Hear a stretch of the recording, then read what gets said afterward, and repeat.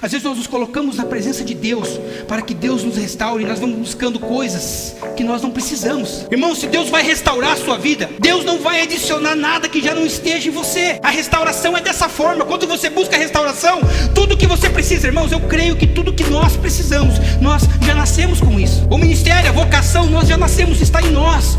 O problema é que nós nos afastamos tanto da presença de Deus e entrando num estado de deterioração, e acabamos o quê? Perdendo a essência daquilo que Deus nos criou para sermos. Mas está em você. O dom, o chamado, o ministério está em você. O problema é que a sujeira, o pecado tem trancado a visão daquilo que vocês verdadeiramente são.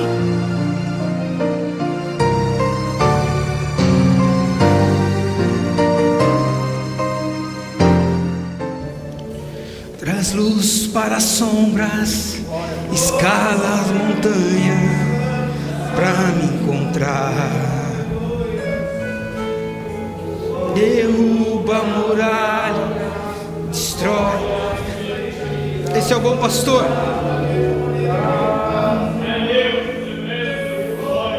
Traz luz para as sombras, escala a montanha.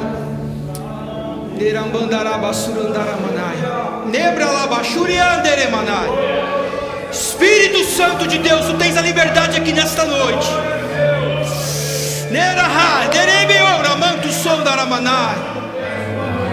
Traz luz para as sombras, escala montanhas para me encontrar.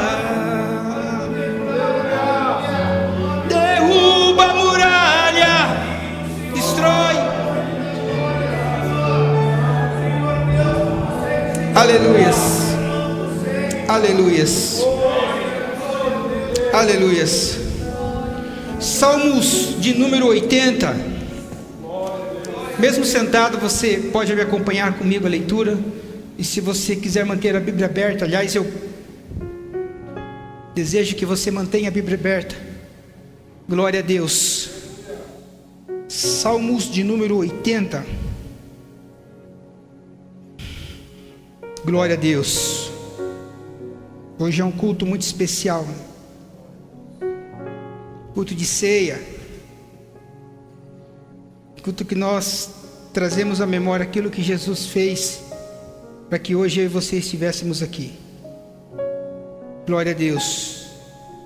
Salmos é fácil encontrar, né? Todos encontraram? Amém? Oh, glória. Acompanhe comigo aí. Por falar em pastor, né?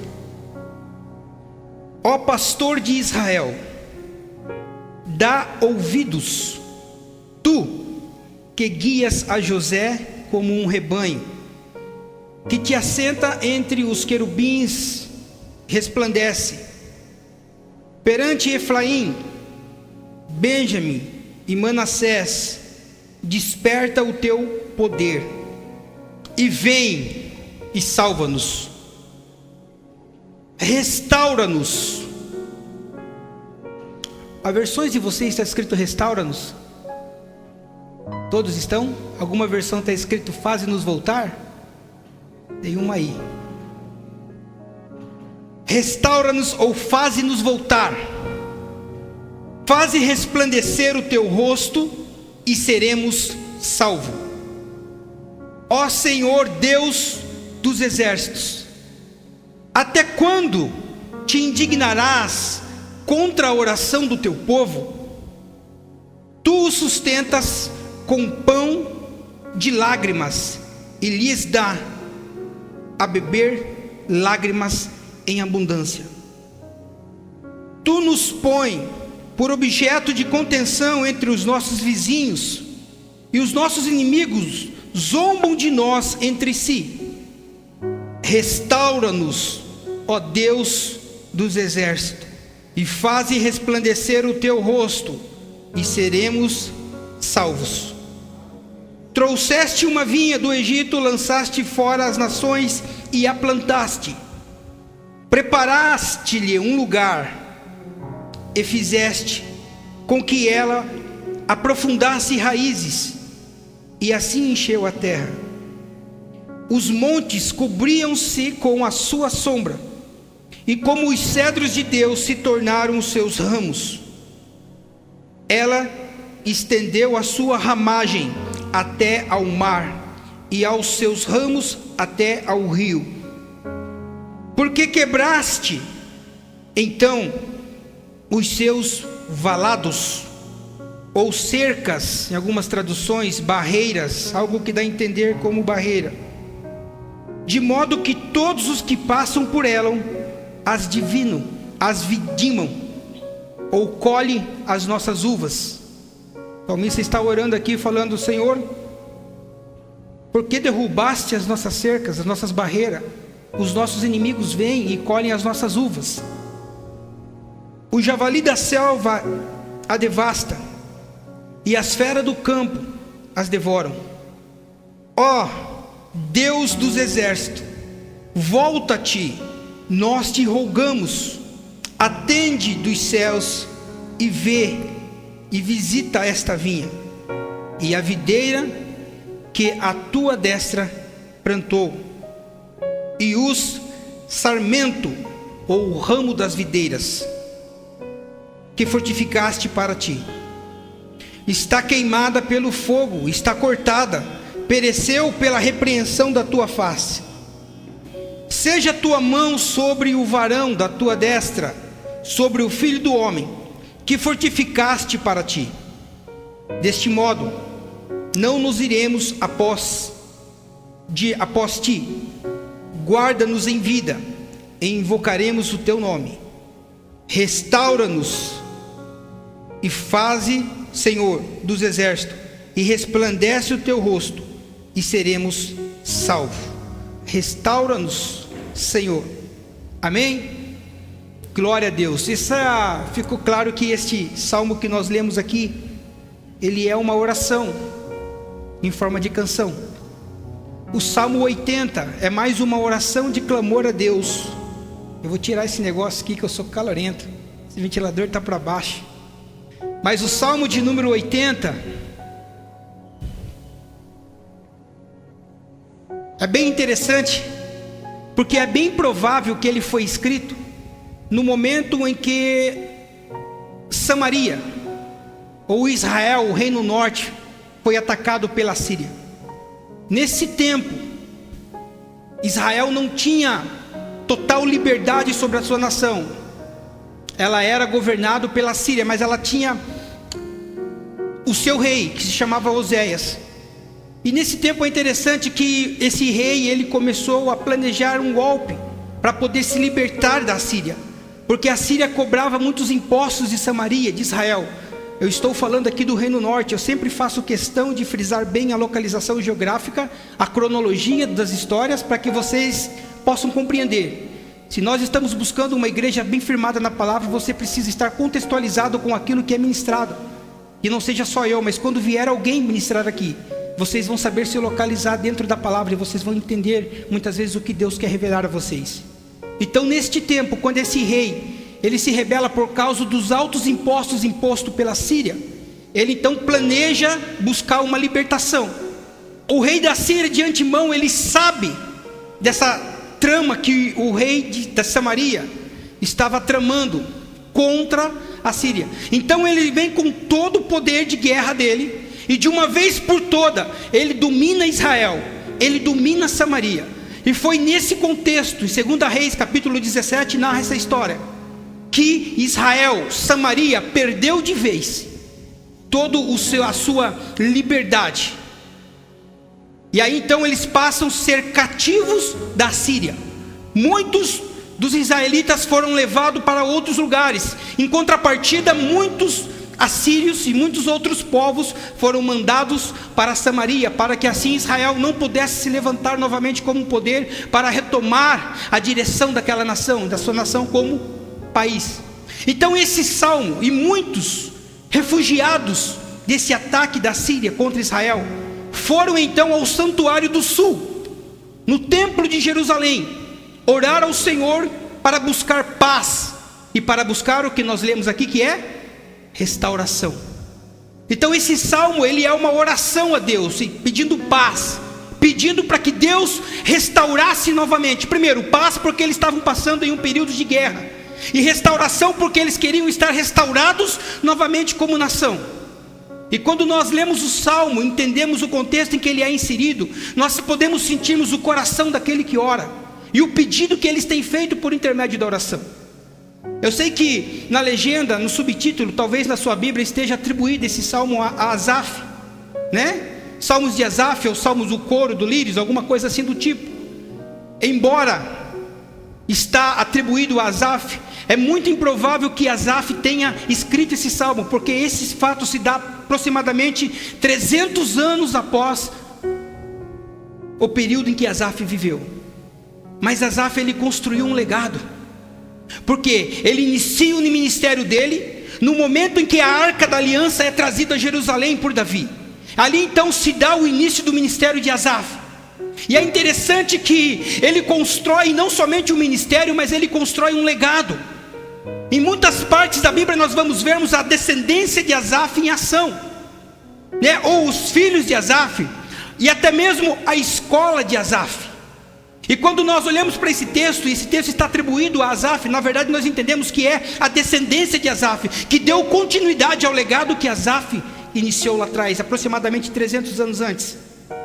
É interessante que vários salmos estão atribuídos a Asaf, mas quando nós olhamos para o Salmo 79, por exemplo, que é um capítulo, que é um salmos antes, um número antes do 80, esse salmos ele foi escrito em um momento em que Nabucodonosor invade Judá, porque eles começam ali a chorar a perda do templo. Então os judeus que ali moravam, os descendentes de Asaf, começaram a escrever esse salmo, irmãos, 130 anos depois do Salmo 80. O Salmo 139 foi, o Salmo 79 foi escrito aproximadamente 130 anos antes do Salmo 80. E aí existem outros salmos de Asaf, como o Salmo 73, quando Asaf chora, quando Asaf praticamente quase se desvia, se torna um desigrejado. E aí ele abre o coração diante de Deus, de repente o Espírito Santo vem sobre ele e ele entende que tudo aqui que nós vivemos é passageiro, mas nós temos uma eternidade esperando.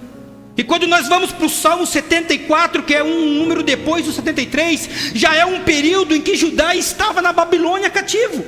Ou seja, a descendência de Asaf estava escrevendo os salmos, compondo canções, fazendo orações. Muitos salmos, muitas canções foram iniciadas por Asaf, e foi dado continuidade pela descendência, pela escola que Asaf criou. E nós entendemos que os filhos de Asaf, eles eram muito ativos no templo ou no culto israelita. Eles continuaram e se perpetuaram ativos nessa obra, tanto que você vai ver e ler em Esdras capítulo 2, versículo 41, que fala que quando Esdras estava fazendo um levantamento do povo que ia voltar para Jerusalém, no versículo 41 do capítulo 2, Esdras coloca lá 128 descendentes de Asaf estava voltando para Jerusalém novamente. Ou seja, iria dar continuidade naquilo que eles faziam, que era culto ao Senhor, que era adoração, que era salmos de louvor. Para que você se localize dentro do contexto histórico e cronológico essa palavra, dentro desse salmo. E agora nós vamos discorrermos um pouco esse salmo. Quando nós iniciamos esse salmo, a primeira coisa que nos chama a atenção é que lá que o salmista ele fala pastor, o guia de Israel. Aí eles foram até o reino sul orar ao Deus Altíssimo, e eles, na oração que eles estavam fazendo, eles atribuíam a Deus como guia, como líder, como aquele que poderia orientar, aquele que poderia dar uma salvação a eles. Porque não adiantava eles se recorrerem às outras nações daquele tempo. Embora existiam muitas nações que se unissem, eles poderiam tomar novamente o poder, mas a Síria era um império muito forte, e nenhuma outra nação ousava marchar contra a Síria. E Israel sabia que não bastava eles se recorrerem ao Egito, que era uma nação forte, ou outras nações para buscar ajuda, para buscar libertação do cativeiro que eles estavam a viver. Não, eles foram em quem tinha solução para dar a eles. Eles recorreram ao único que podia dar uma direção, ao único que podia dar uma liderança. E nós aprendemos muito com a história, porque nós sabemos que nós não devemos muitas vezes recorrer a pessoas ou a alguém que não pode trazer soluções para os nossos problemas. Você precisa estar atento à palavra, atento àquilo que você vive no momento, para que você não venha expor as suas vidas, expor a vida de vocês a pessoas que não podem trazer solução pela dificuldade que você está passando. Você precisa recorrer somente ao pastor. A Bíblia nos diz que ele, se nós temos ele como nosso pastor, irmãos, de nada nós teremos falta. Davi entendeu isso: o Senhor é meu pastor e nada vai faltar. Não é que o meu irmão ou as pessoas que estão do meu lado não possam estender a mão e me ajudar. Sim, existem questões que o nosso irmão pode nos ajudar, mas existem causas, irmãos, que é só Deus, que você precisa recorrer a Deus. Não expõe a sua vida, não expõe os seus problemas, mas se dobre a Deus. Quando eles chegam, eu falei que alguns refugiados desse ataque foi para o Reino Sul orar. No versículo 1 me dá base para eu falar sobre isso, porque quando eles colocam no capítulo 1, pastor de Israel, tu que estás acima, está com a Bíblia aberta aí? Dos querubins, tu que estás acima dos querubins, já dá uma dica. Mas você pode estar pensando, mas pode estar falando no contexto espiritual, porque Isaías 6, quando Isaías viu o trono, lá estava o trono entronizado entre os querubins e os serafins. Quando João viu, quando Daniel viu, lá estava descrevendo, irmãos. Só que aqui ele vai muito além, o salmista ele vai muito além. Tu que estás acima do querubins, e está perante Efraim, está perante Manassés, está perante Benjamim. Se nós olharmos para o contexto histórico, nós vamos entendermos que Deus pediu para que Moisés, que somente essas tribos caminhassem em volta da arca da aliança, que quando a arca estivesse em movimento ou estivesse em viagem, Deus determinou: olha, Moisés, somente a tribo de Benjamim, somente os Manassés, somente os Efraimitas, eles vão estar em volta da arca da aliança. E é por isso que nós entendemos aonde esses refugiados estavam: perto, se não diante da arca da aliança, orando e clamando a Deus. E aí nós começamos a discorrermos cada vez mais esse salmo, Nós estamos no versículo 1. Aí quando nós vamos para o versículo 3, que é aquilo que eu quero falar, eu não vou nem passar para mais, porque aqui fala de videira, fala de vinho, fala de um monte de coisa aqui. Tem muita revelação dentro desse capítulo, mas nós vamos se ater somente à restauração, no capítulo 3. Por quê? Porque nessa oração, eles fizeram questão de repetir esse versículo 3 vezes. Versículo 3, versículo 7 e versículo 19. É o mesmo versículo, como se fosse o refrão de uma canção. Tamanho era o desespero dos israelitas, que eles queriam, que eles clamavam por restauração. Faze-nos voltar, em algumas versões, que dá o mesmo sentido, porque eles queriam viver aquilo que Deus instituiu para que eles vivessem há tempos atrás, e eles perderam por rebeldia. E eles estavam orando a Deus: Senhor, faz-nos voltar, restaura-nos a glória que era, Senhor, o povo de Israel. Esta era a oração, irmão, era uma oração que um choro terrível. Tanto que eles até lembraram da oração de Salomão, que é uma oração parecida, registrado no livro de 2 Reis, capítulo 8, no versículo 33, que quando Salomão ora, quando ele se torna rei, a preocupação de Salomão é tão grande, e a responsabilidade que ele tinha para com Israel era tão grande, que ele faz uma oração pedindo para que Deus, quando ele pede a Deus que quando Israel, a nação, fosse derrotada por algum inimigo por causa do pecado, e que se a nação recorresse a Deus novamente, e orasse, e se humilhasse, e clamasse suplicando, ele falava assim: Senhor, eu peço que tu ou escute as orações e pedidos de perdão e de súplica da nação de Israel. Parece que era uma profecia praticamente. Ele estava muito longe, muito distante desse tempo, e ele já estava fazendo essa oração, dizendo: quando Israel for derrotado por um inimigo, por ter pecado, mas voltar-se para ti, ó Deus, e invocar o seu nome, orando e suplicando, Senhor, ouve dos céus e perdoa o pecado da nação de Israel, e traga de volta esse povo à terra que tu tem dado aos descendentes dele. Interessante essa oração de Salomão. E aí quando nós olhamos para alguns salmos, parece que encaixa ou dá continuidade. E nós vemos esse salmo, o salmista ele implora a Deus para que Deus restaure, após o povo cair perante um exército estrangeiro. Esta era a oração. E aí eu acho interessante, nós vivemos uma experiência legal ontem. A Jana já comentou aqui. que nós precisamos olharmos para esses tipos de orações dentro do livro de Salmos e pegar, fazer dos Salmos as nossas orações. Sabe por quê? Porque ele nos ensina muitas coisas a respeito da comunicação com Deus. Ontem nós reunimos aqui com os obreiros e eu falei bem assim, nesse primeiro momento eu quero que vocês façam uma oração direcionada a Deus, mas nessa oração vocês não vão apresentar nada de terceiros a Deus. Vocês não vão pedir bênção para a família, vocês não vão orar para a família, vocês não vão orar para fulano, para cicrano, você não vai orar. Não, você vai falar com Deus aquilo que você precisa falar com Ele sobre você. E aí, irmãos, muitos tiveram dificuldade de orar a Deus abertamente, de falar com Deus na primeira pessoa, falando: Senhor, eu preciso. Até eu mesmo, eu me pegava orando, porque geralmente a gente que está à frente da igreja, a gente ora para todo mundo. Senhor, abençoa fulano, cicrano, beltrano e tal. E aí eu comecei a falar com Deus sobre as minhas causas. Aí quando me dava conta, eu já estava orando para Maria, já estava orando, falando, pedindo bênção. E aí eu pegava e parava e falava: não, Senhor, peraí, o propósito agora é orar sobre mim. Aí eu pedi para mim, talvez até sou egoísta, e nós entendemos que no livro de Jó ele foi abençoado porque ele orou pelos seus amigos, e tudo que ele pediu para os amigos voltou para ele. Só que Jó estava no outro nível, gente. Tanto que tem um jargão bem conhecido aí, paciência de Jó. Então, se você não está no mesmo nível dos grandes heróis da Bíblia, irmãos, você precisa abrir e rasgar o teu coração diante de Deus. Sabe por quê? Porque às vezes nós oramos apresentando a família, os amigos, o parente, o trabalho, um monte de coisa, para camuflar o real sentimento que nós estamos tendo diante de Deus.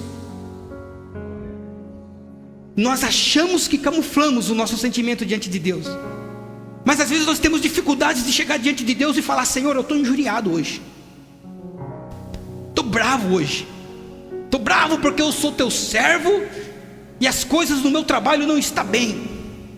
Estou bravo porque sou teu servo e eu não consigo pagar minhas contas, estou endividado, porque todo mundo briga comigo, todo mundo tem inimizade comigo. Nós temos dificuldade de sermos sinceros nas nossas orações, e quando nós nos damos conta, nós estamos: Senhor, abençoa fulano, abençoa cicrano, pedindo bênção, irmãos, e com a vida toda despedaçada.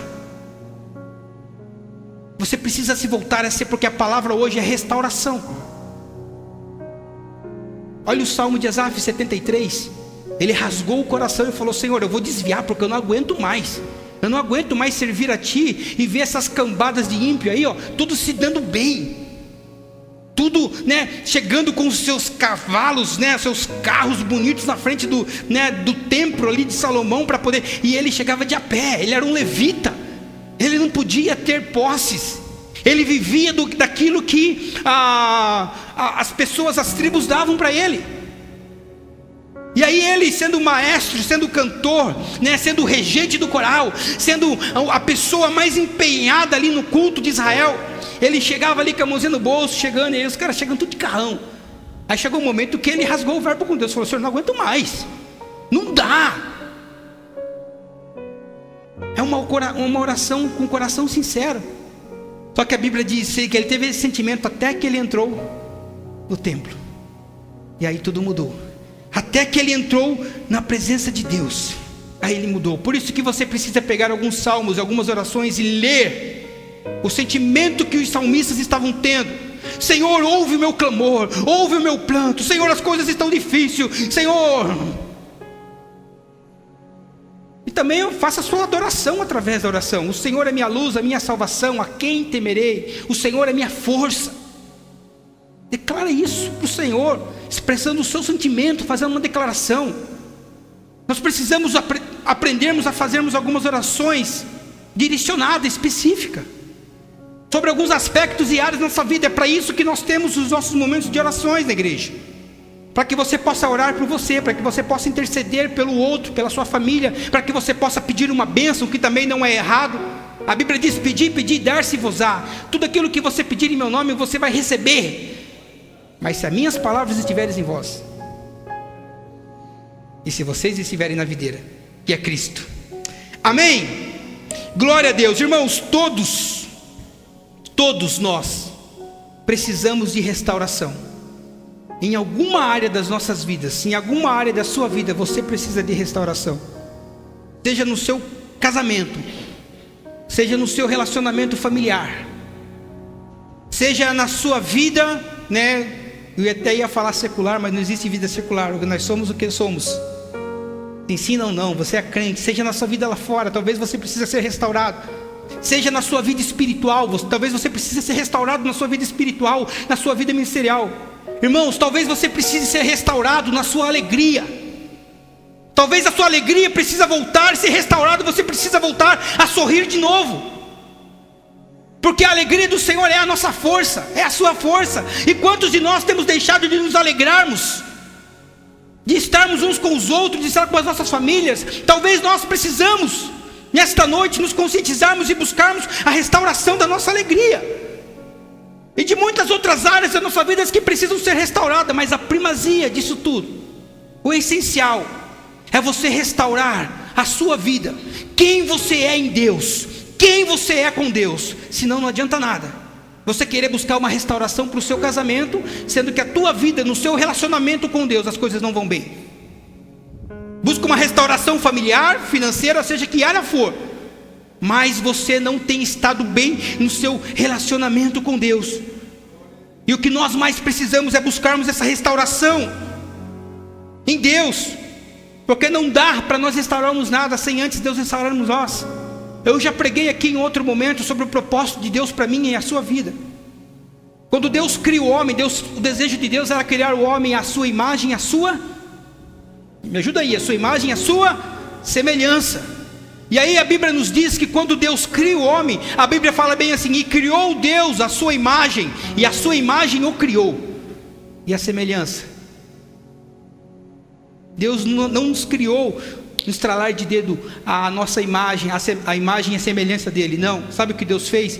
Eu criei a minha imagem, mas a semelhança eu vou desenvolver através de um relacionamento, tornar semelhante,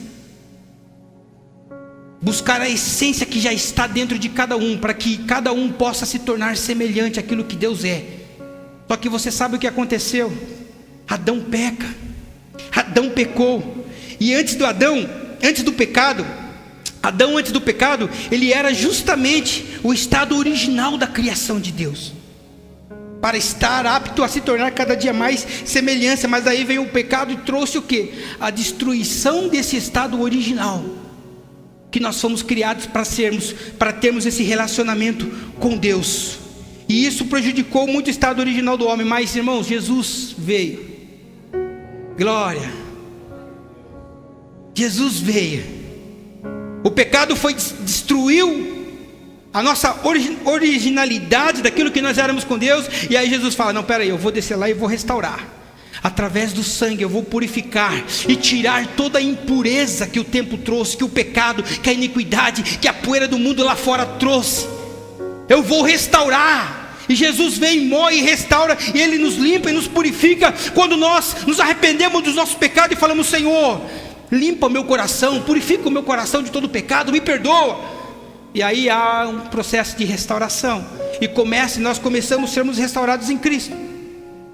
Mas, irmãos, o ponto principal, a chave principal aqui, fundamental, é que eu e você, para sermos restaurados, nós precisamos querermos sermos restaurados. Para você ser restaurado, você precisa querer ser restaurado. Porque Deus está com os braços estendidos nesta noite para trazer restauração sobre a tua vida. Mas se você não estender a mão e segurar nas mãos de Deus para que você seja restaurado, a restauração não vai acontecer na sua vida. Então não adianta você buscar restauração ministerial, restauração familiar, restauração conjugal, seja em qual hora for, se você não estiver centrado em Cristo, se vocês não estiverem pelo menos buscando essa restauração em Cristo para que vocês vivam. Amém? Glória a Deus. Eu confundi muito a cabeça da Jana por esses dias falando sobre restauração, porque é muito fácil nós confundirmos restauração com reconstrução. Reconstrução é uma coisa, restauração é outra. Se você até pesquisar no dicionário português, você vai ver a diferença grotesca. Quando nós falamos em restauração e nós olhamos para o dicionário, vamos falarmos do dicionário ali da língua portuguesa. Quando nós falamos o que é restauração, é recuperação de quando se perde algo, é recuperação de quando você perdeu algo. Talvez você ache que perdeu alguma coisa, precisa ser restaurado, né? É restabelecer posição, quando se trata de um posicionamento. Isso é restauração, é reintegrar, é restituir ao poder, é elevar ao antigo esplendor. Isso é restauração. Agora, quando nós falamos em construção, reconstrução, é outra parada, irmão. Vamos citar um exemplo. Quando você vai reconstruir a sua casa, por exemplo, reconstruir um cômodo, reformar, né? Você tem toda a liberdade de você remodelar o ambiente. Ah, eu não gostei dessa parede, eu vou ampliar. Aí você derruba, você reforma, faz uma reforma, né? E você reconstrói. Você troca o telhado, você troca o forro, troca a porta. Isto é reconstruir. Ou seja, há uma mudança de estado quando você reconstrói. Mas quando há restauração, você mantém ou resgata a originalidade daquilo que se foi criado. Quando se é restaurado, não é acrescentado nada, é buscado aquilo que foi criado e trazendo de uma maneira que as pessoas possam ver a beleza daquilo que se foi criado.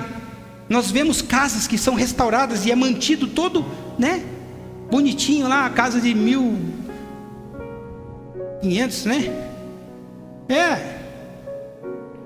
Perfeito estado de conservação, restaurada, nada mudado, nada modificado.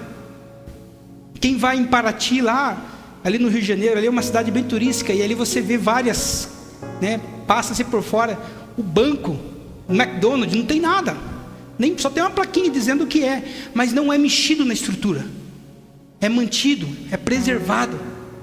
Isso é restauração, não é uma reforma. E é isso que nós precisamos entendermos algumas coisas. Sabe por quê? Às vezes nós nos colocamos na presença de Deus para que Deus nos restaure, e nós vamos buscando coisas que nós não precisamos. Irmão, se Deus vai restaurar a sua vida, Deus não vai adicionar nada que já não esteja em você.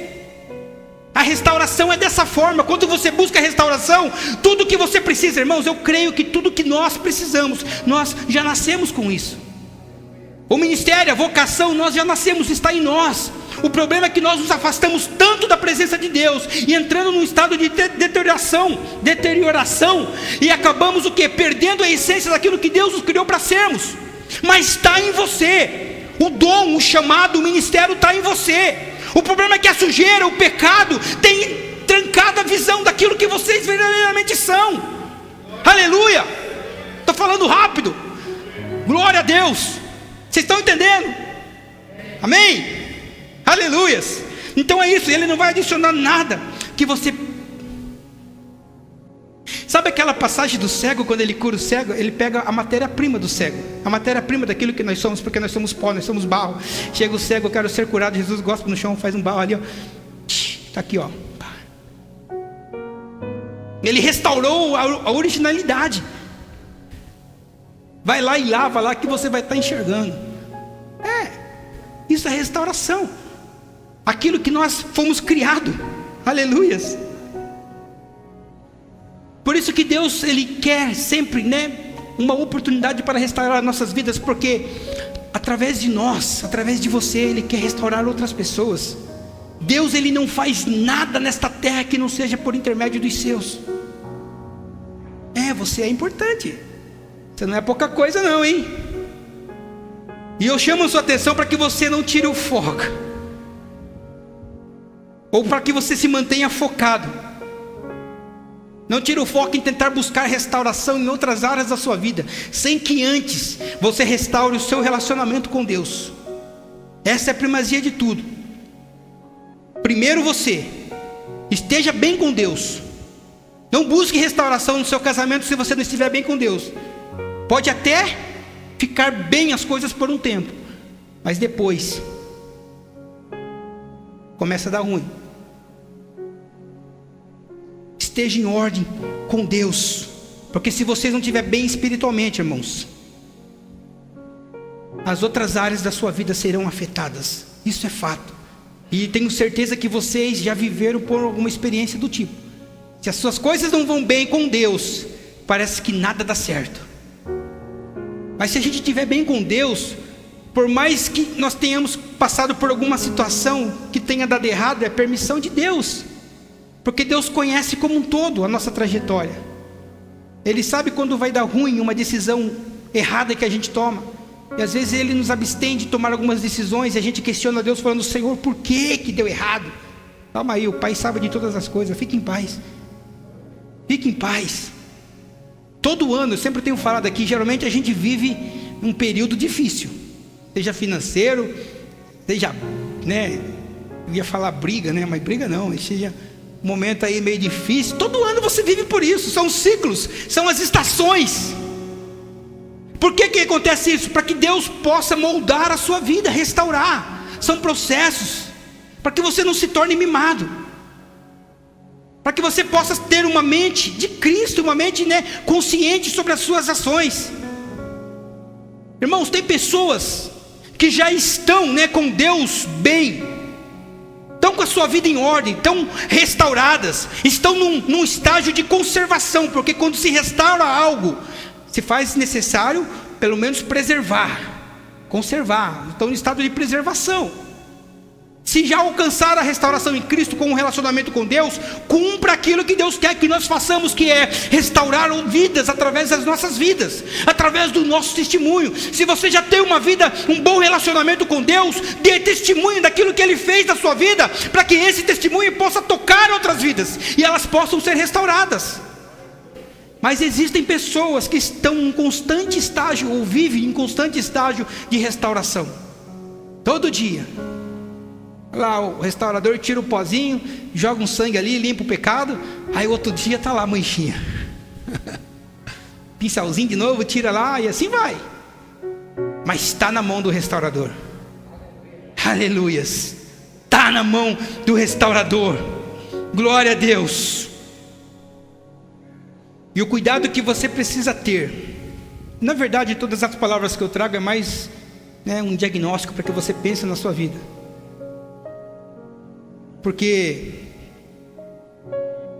existem pessoas que estão reconstruindo coisas que precisam ser restauradas. Tem pessoas que estão buscando a reconstrução de algo que Deus não quer que mexa, mas que Deus quer que seja restaurado, e você está tentando reconstruir algo. Tudo que Deus criou é perfeito. Tudo que Deus fez é perfeito. O que você precisa nessa noite é entender se você não está querendo acrescentar nada naquilo que Ele já criou em você. Não está inventando firula, como diz o ditado. Reconstruindo, modificando algo que Ele... não, porque a fulano faz desse jeito, eu acho que vai dar certo comigo. Não, irmãos. Cada um tem uma identidade, O Wagner falou aqui quinta-feira, não foi quinta-feira? Não foi quinta-feira, foi no vídeo que eu assisti do Wagner, falando que nós temos as digitais de Deus. Nós temos uma identidade única. Cada um carrega uma marca, uma modelagem. E aí existem reconstruções em várias áreas da nossa vida também. Você está tentando reconstruir algo que precisa ser restaurado. Não, porque eu vou reconstruir o meu casamento. Não, irmão, você precisa de restaurar o seu casamento, não é reconstruir.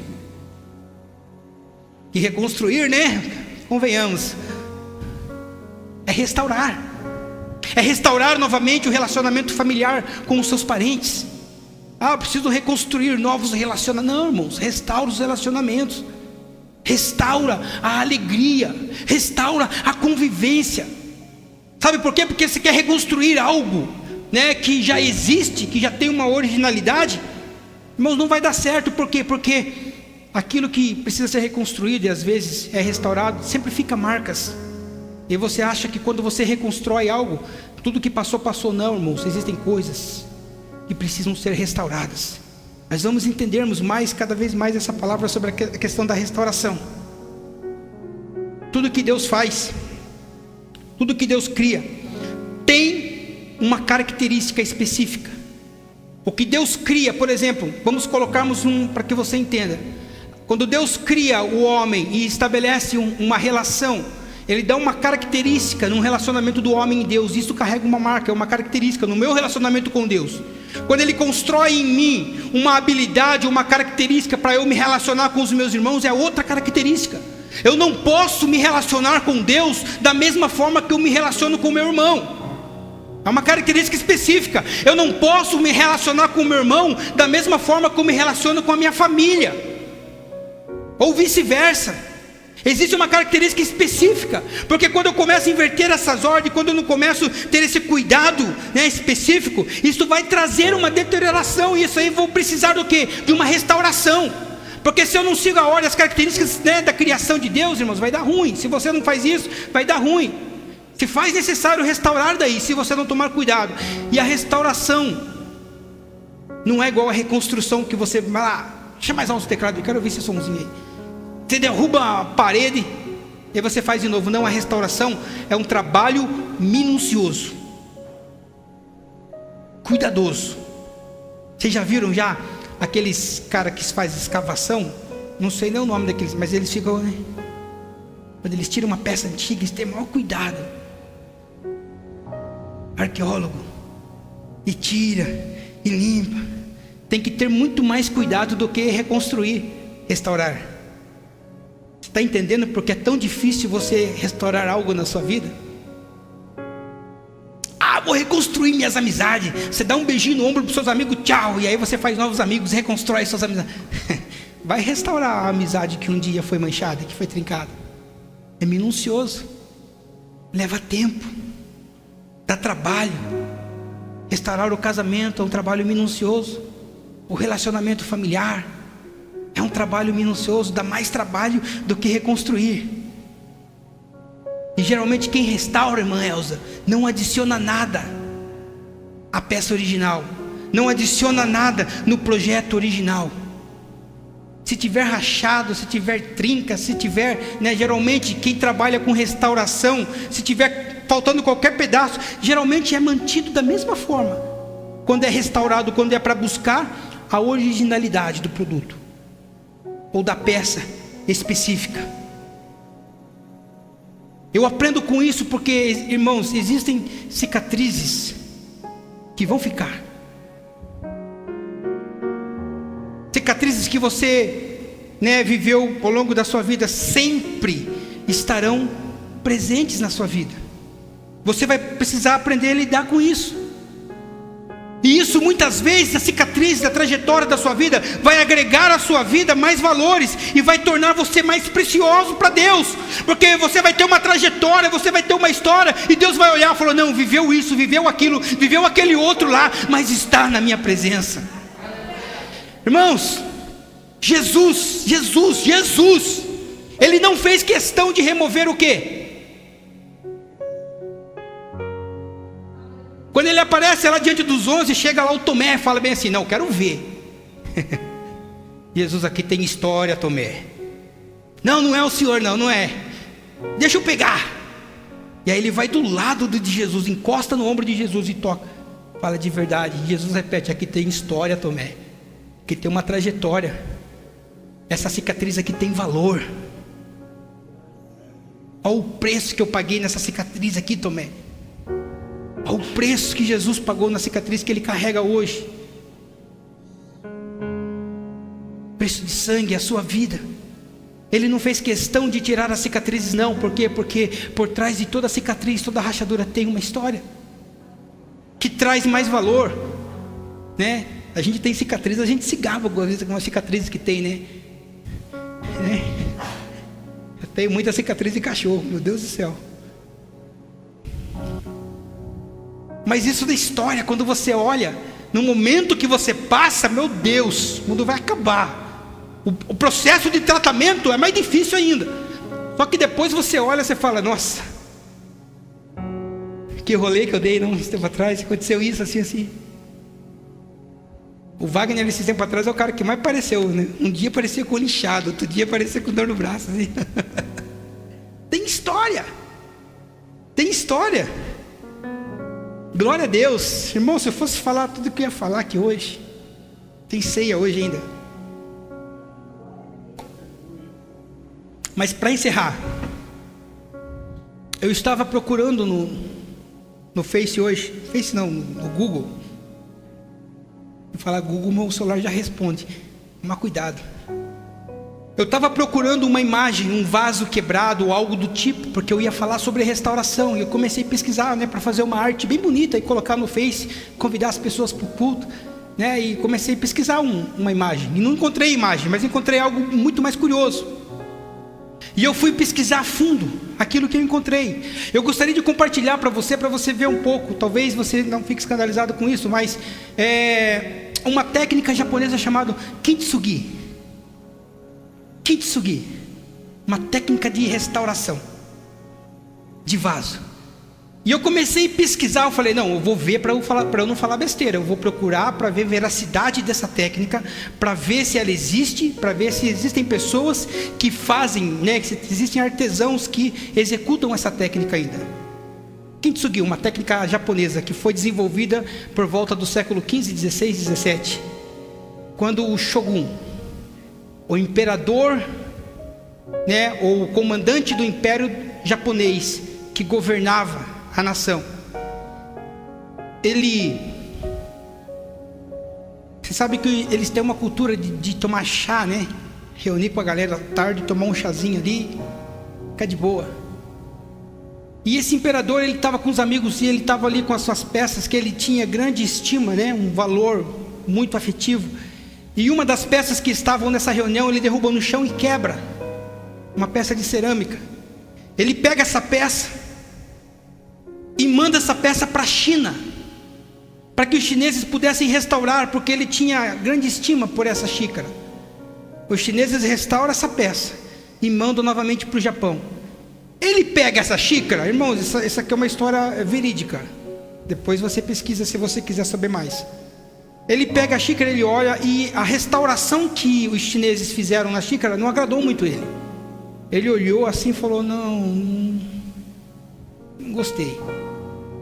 E aí ele chama todos os seus subordinados e dá uma missão aos subordinados, dizendo, viu, preciso que vocês restaurem essa xícara para mim, porque eu gosto muito dela. Essa peça tem um grande valor sentimental para mim. E aí os subordinados daquele imperador, do shogun, pega a peça e começa a analisar como que eles poderiam restaurar aquela peça, porque não tem como, foi quebrada uma vez.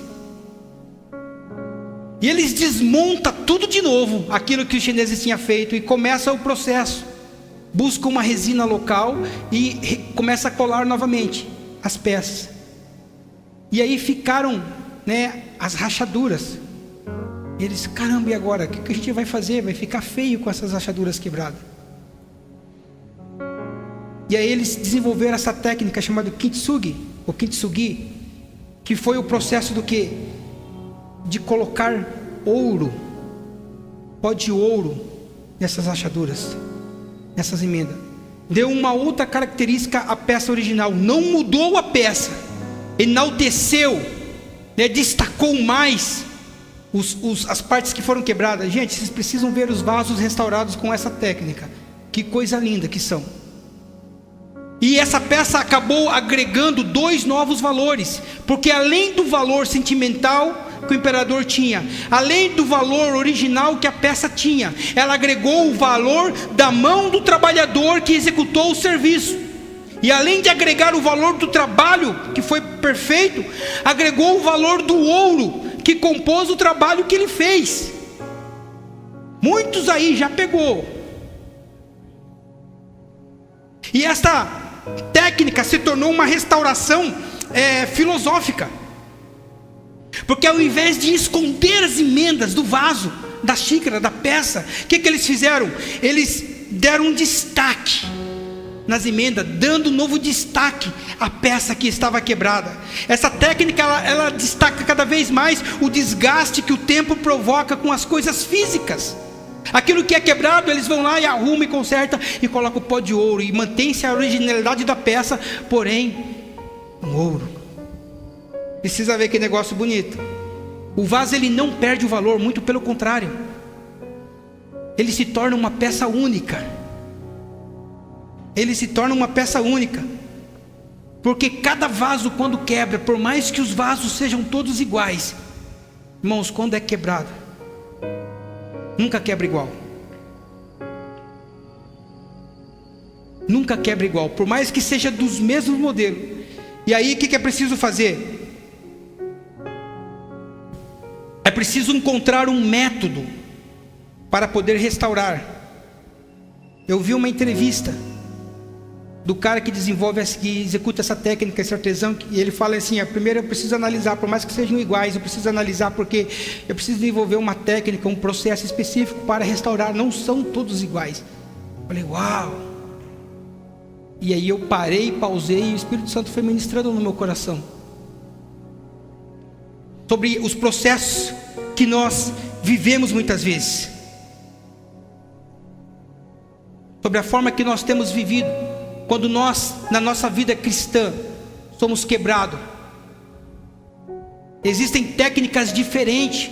Talvez o seu processo seja um processo mais demorado do que o meu, ou talvez o meu seja mais demorado do que o seu, porque cada vida é uma vida, irmãos. Cada pessoa é uma pessoa. Cada processo, cada cicatriz, cada rachadura, irmãos, há um processo específico. Talvez você esteja no meio de um processo que é demorado devido àquilo que você viveu, mas você está na mão do restaurador. E o que vem depois é o quê? O que é mais precioso do que a presença do Espírito Santo sobre a nossa vida? É finalizado com a presença de Deus, irmão, sobre a tua vida, aquilo que é o símbolo de ouro para as nossas vidas. A arca da aliança, ela era feita de madeira revestida de ouro, e carregava a presença de Deus. Hoje nós, eu e você, carregamos a presença de Deus. Por isso que muitas vezes, quando nós somos quebrados, pelos relacionamentos errados que nós temos tido, pelas circunstâncias, tristes que nós temos vivido, e para que haja uma restauração por completo, demanda tempo. Cada caso é um caso. Aí você vê, nossa, aquele irmão passou pela mesma situação que eu passei, mas ele já está de pé, já está de boa. Irmão, você não sabe o processo que ele viveu, você não sabe as rachaduras que ele teve, a forma que Deus usou para restaurar ele. Irmãos, e quando acontece a restauração, quando Deus restaura, eu digo para você nessa noite que está buscando a restauração, aquilo que é restaurado não tem preço, não tem valor. É somente o dono que dá o valor que ele quer, porque é um valor inestimável. Você sabe, quando você tem um carro, você reforma o carro. Quando você reforma, você tem a liberdade de fazer do jeito que você quiser. Não, vou trocar o volante, vou colocar um esportivo, vou colocar um rodão aqui, um aro 17, 19, vou rebaixar, cortar as molas. Aí você reformou o carro ficou reformado. Mas quando você compra um carro e você fala, não, vou restaurar esse carro, o que você faz? Você está entendendo a diferença de reforma, reconstrução e restauração? Quando você vai restaurar, você busca o quê? A originalidade do carro. E aí você pega, você mantém, você nem pinta se for o caso. Você busca as peças. Vai precisar substituir uma peça. Você precisa substituir o volante. Você vai colocar um volante esportivo? Não. Você vai buscar o volante original. E aí quando você termina a belezura, uau! E aí chega um e fala, quer vender? Não. Mas venda aí, porque não tem valor.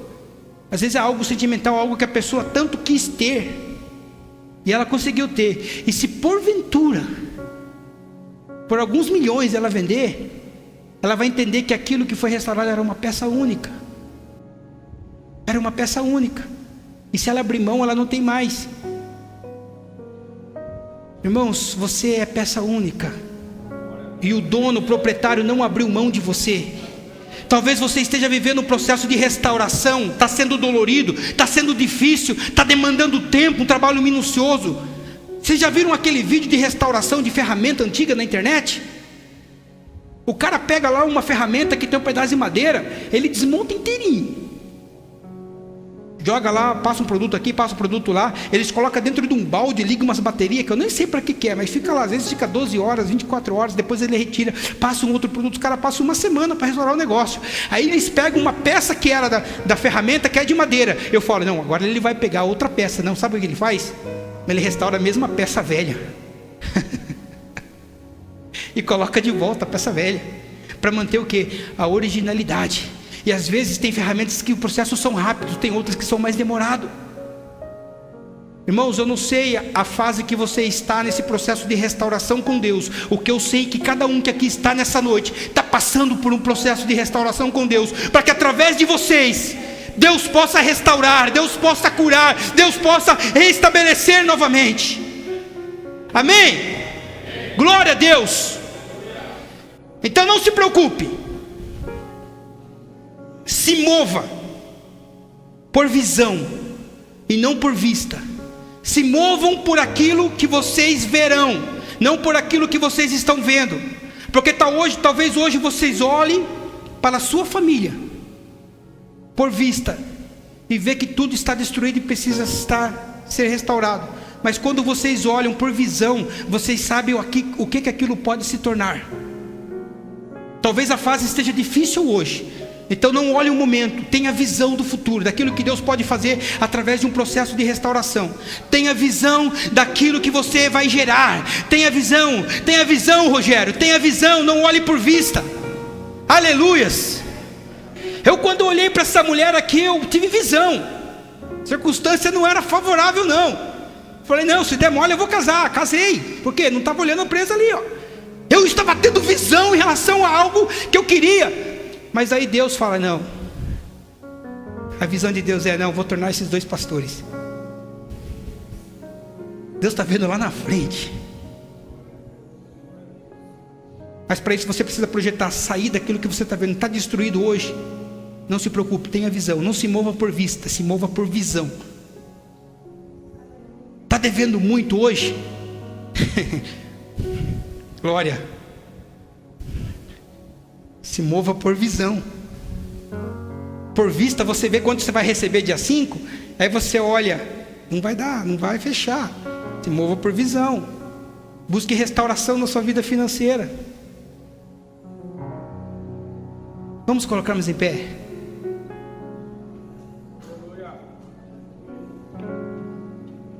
Aleluias. Irmãos,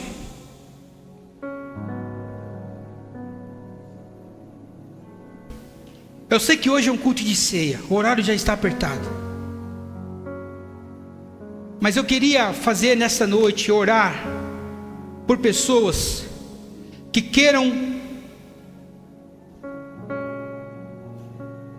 estão querendo buscar uma restauração em Deus.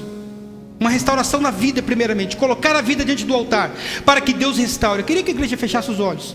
Eu queria orar por pessoas nessa noite que estão buscando restauração com Deus.